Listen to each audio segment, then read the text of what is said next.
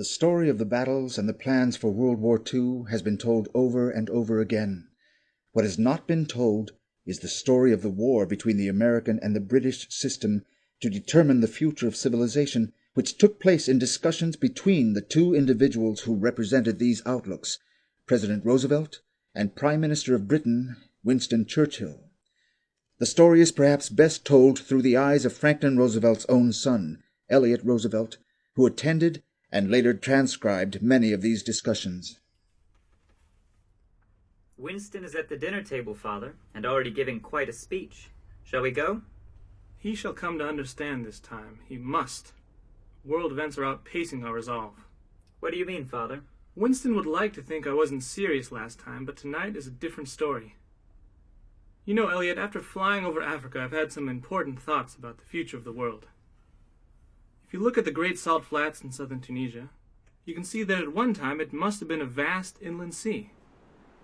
You also have the rivers that spring up in the Atlas Mountains to the south and disappear under the Sahara to become subterranean rivers. Why not take these waters and divert this water flow for irrigation? It'd make the Imperial Valley in California look like a cabbage patch. And the salt flats. They were once below the level of the Mediterranean. You could dig a canal straight back to recreate that lake, 150 miles long, 60 miles wide. The Sahara would bloom for hundreds of miles. It is true, wealth. The Sahara is not just sand, it has an amazingly rich potential. Imperialists don't realize what wealth is, what wealth they can create. They've robbed these continents of billions, and all because they were too short-sighted to understand that their billions were pennies compared to the possibilities. Possibilities that must include a better life for the people who inhabit this land. Just then, Vice President Wallace came in. I can't take this, Franklin. I just spent an hour talking with the British Foreign Minister. He was trying to convince me that after the war, the United States and the British have to contain the threat of communism. I said, fascism, communism, capitalism all come from the same point of view, and the British economics is no different. And all he could do was stare at the ceiling and spout some hullabaloo about Darwin. These people are the damnedest fools. Henry, you need more finesse. Finesse? You see, most of these folks are just victims of this old system. Their system uses them more than they use it. We've got to be impatiently patient, Henry. Franklin, we've got our very own fascist here in this country, just waiting to subvert us all over again. We have to move fast to solve this thing. Yes, but after the war, the cries will come that the present unity will no longer be necessary, and that's when the job will begin, in earnest. One sentence. When we've won the war, I will work with all my might and main to see to it that the United States is not wheedled into the position of accepting any plan that will further France's imperialistic ambitions or that will aid or abet the British Empire in its imperial ambitions. Winston has got to listen to me this time. He'll find out this time. Father Wallace and I walked into the room together and sat down at the table. There were pleasant jokes and light discussion for most of the evening. After everyone had eaten, and making sure the Prime could hear him, Father began to talk loudly to one of the guests. You know, my friend over there doesn't understand how most of our people feel about Britain and her role in the life of other peoples. It's in the American tradition, this distrust, this dislike and even hatred of Britain. There are many kinds of Americans, of course, but as a people, as a country, we're opposed to imperialism. We can't stomach it. He looked at Churchill with a smile significantly. The Prime Minister sat like a Buddha, a big cigar in his face. The point, which I'm having a hard time getting across to some people, is that many Americans are anti-British. Take me.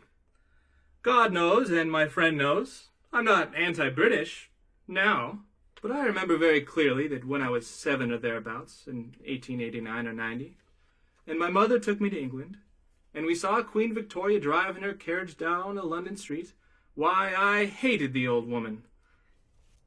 At this point, most of the dinner guests slowly made their way out of the room, while Churchill sat there, sinking in his chair, immediately lighting another cigar. By the time the room cleared out, it was only Father, Churchill, Wallace, and myself. The discussion had turned to policies for after the war and Father's plans for a new economic system. Those Empire trade agreements are a case in point.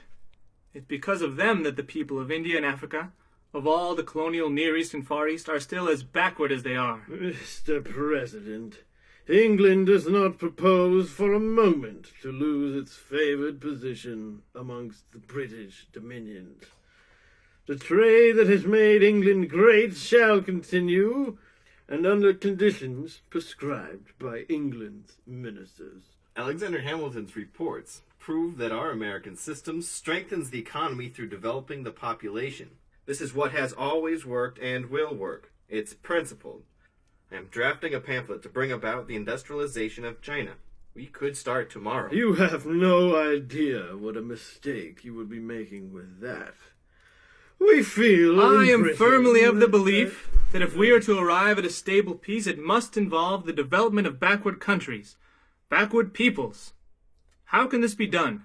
It can't be done, obviously, by 18th century methods. Who's talking 18th century methods? Whichever of your ministers recommends a policy which takes wealth and raw materials out of a nation, but which returns nothing to the people of that country in consideration. 20th century methods involve bringing industry to these colonies. 20th century methods include increasing the wealth of the people by increasing their standard of living, by education, by bringing sanitation, by making sure they get a return for the raw wealth of their community. Take India, Winston. I can't believe that we can fight a war against fascist slavery and at the same time not work to free people all over the world from a backward colonial policy. There can be no tampering with the Empire's economic agreement. They're artificial. They're the foundation of our greatness. Mr. President, I believe you are trying to do away with the British Empire. Every idea you entertain demonstrates it. But in spite of that, we know that you constitute our only hope.